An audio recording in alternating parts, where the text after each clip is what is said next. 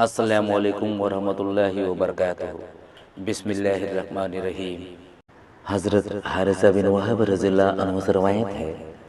رسول اللہ صلی اللہ علیہ وآلہ وسلم نے فرمایا، ترش رو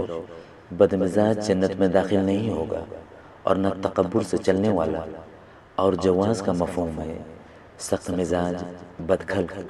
حضرت انس رضی اللہ عنہ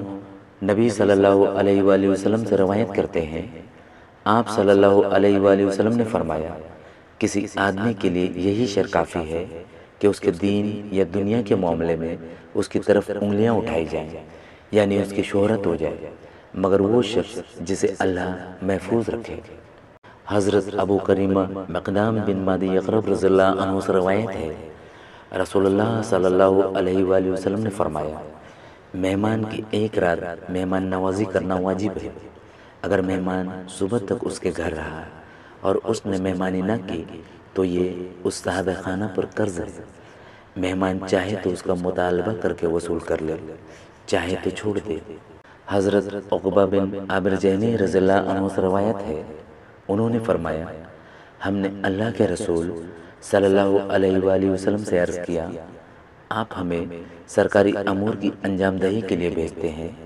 کچھ لوگوں کے پاس ہم ٹھہرتے ہیں تو وہ ہماری مہمانی نہیں کرتے،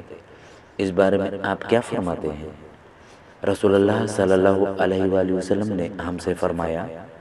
جب تم کچھ لوگوں کے پاس ان کی بستی میں ٹھہرو اور وہ تمہارے لیے وہ کچھ مہیا کریں جو مہمان کے لیے ہونا چاہیے تو ان سے قبول کر لو، اور اگر وہ ایسے نہ کریں تو ان سے مہمان کا وہ حق وصول کرو جو انہیں چاہیے تھا کہ پیش کرتے۔ حضرت مستورد بن شداد رضی اللہ عنہ بیان کرتے ہیں، میں نے رسول اللہ صلی اللہ علیہ وآلہ وسلم کو فرماتے ہوئے سنا، اللہ کی قسم، آخرت کے مقابلے میں دنیا کی مثال بس ایسے ہی ہے جیسے تم میں سے کوئی اپنی انگلی سمندر میں ڈبوئے، پھر وہ دیکھے کہ وہ انگلی پانی کی کتنی مقدار کے ساتھ لوٹتی ہے۔